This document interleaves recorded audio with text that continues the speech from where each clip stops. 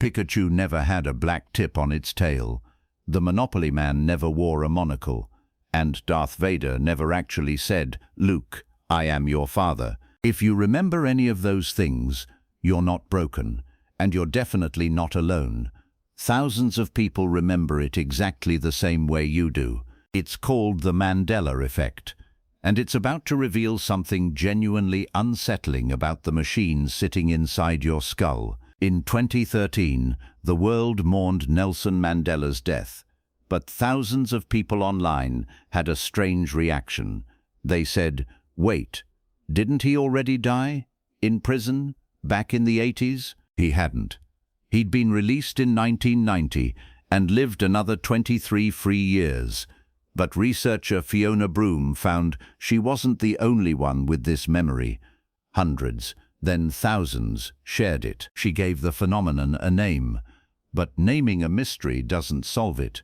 That part was left to science. Here's the assumption most of us walk around with. Memory works like a recording. Something happens, your brain hits record, and it's saved perfectly, forever. That assumption is completely wrong. And the Mandela Effect is the proof. Your memory isn't a library of sealed files. It's a construction site. Every single time you remember something, you're not retrieving it. You're rebuilding it from scratch. And every rebuild uses a mix of real fragments and filler. Guesses, assumptions, feelings. Your brain glues them together so smoothly, you can't tell which pieces are real and which ones it just invented. That explains why one person misremembers something. But it doesn't explain why thousands of strangers who've never met invent the exact same wrong detail. To answer that, we need to go inside the machinery of memory itself. There are 4 culprits, and once you see them, you'll never trust your memory quite the same way again. Culprit number 1, schemas. A schema is a mental template, a shortcut your brain built from a lifetime of movies, cartoons, and books about rich, old-timey businessmen, top hat, cane, bag of money, and, very often, a monocle. So when you picture the Monopoly Man, your brain doesn't just recall him, it recalls the schema of tycoon and stitches a monocle onto him, because it fits, even though he's never worn one. Culprit number 2, confabulation. A fancy word for a simple habit. Your brain hates gaps, so when a memory has a hole in it, your brain quietly fills it in with something plausible. Not lying, not making things up on purpose. This happens below the surface. The person genuinely believes the fabricated detail is real. It feels exactly like a real memory, because to their brain, it is one now. This is a big part of why we remember Darth Vader saying, "Luke, I am your father." It's punchier, it's more dramatic. Our brains confabulate the version that feels more complete. Culprit number 3, source misattribution. This one's sneaky. You remember the information, but you completely forget where it came from. Say you scroll past a fan drawing of Pikachu with a black-tipped tail. Your brain absorbs the detail. Pikachu, black tail tip. But it forgets the source was some random fan artist, and it misfiles the detail under official show, right next to your real memories. Now it feels just as legitimate as anything you actually watched. Culprit number 4, and this one's the sleeper hit, fuzzy trace theory. Your brain encodes memories 2 ways at once. Verbatim, the exact words, the exact details, and gist, the general meaning, the emotional punch. Verbatim traces decay fast. Gist sticks around. And here's the twist. No, I am your father, and Luke, I am your father, carry the exact same gist, same shock, same meaning, so your brain reconstructs the version that feels the most narratively satisfying, which, ironically, is usually the wrong one. 4 culprits explaining one glitchy brain. Fine, but we still haven't answered the real mystery. Why does the exact same glitch happen in thousands of unconnected brains? Here's where it gets interesting. Picture someone with a fuzzy memory. They think the book series is called The Berenstain Bears, Stein with an E.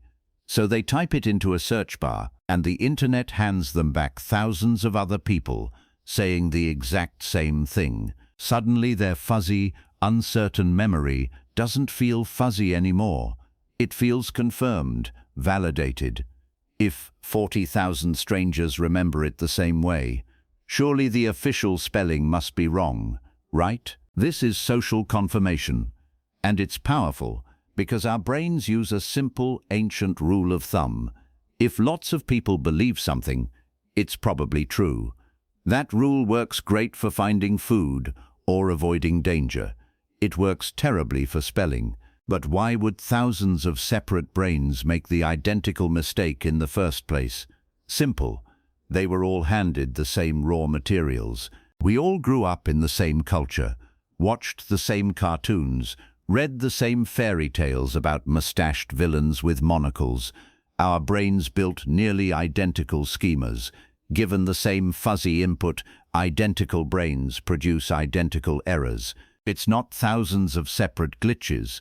It's one glitch, copy-pasted into thousands of nearly identical minds. Don't just take this on faith. Psychologists actually manufactured this exact effect in a lab. It's called the DRM paradigm.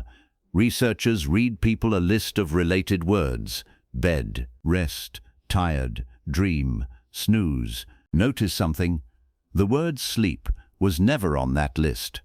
But when researchers later asked people what they remembered, a huge percentage confidently said sleep was there. Their brains inferred the missing piece from the theme and then remembered their own inference as if it were the original information. That's a false memory, manufactured on command, in a lab, in under a minute. And here's the moment where everything clicks into place. The Mandela Effect was never about broken memories. It's proof that your memory was never designed to be a camera in the first place. It was designed to be an artist, constantly repainting the past to make it clearer, more useful, more meaningful to you right now. Dr. Elizabeth Loftus, one of the most cited memory researchers alive, put it perfectly. Memory is more like a Wikipedia page than a video recording. You can edit it, and so can everyone else's version of events, whispered back to you as fact. And that's not a flaw to be ashamed of. It's astonishingly efficient.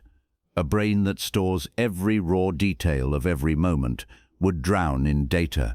A brain that stores the gist, the meaning, the shortcuts, can move fast, decide fast, survive. The Mandela Effect is just the visible exhaust of a system that's working exactly as designed 99% of the time. So let's recap the culprits. Schemas that fill in details based on what should be there.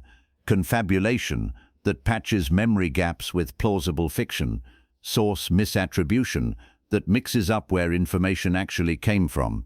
And fuzzy trace theory where meaning outlives detail. Multiply those 4 glitches across millions of nearly identical brains, run it through the echo chamber of the internet, and you get thousands of strangers, confidently remembering a world that never quite existed. So here's a question worth sitting with. If your brain has already rewritten small details, like a cartoon mascot's monocle, without you noticing, what else has it quietly repainted? Not a parallel universe. Not a glitch in the simulation, just the ordinary, remarkable, slightly unreliable narrator that lives behind your eyes, telling you the story of your own life. One repainting at a time, and maybe that's the strangest part of all. You've never actually met your past. You've only ever met your brain's best guess at it.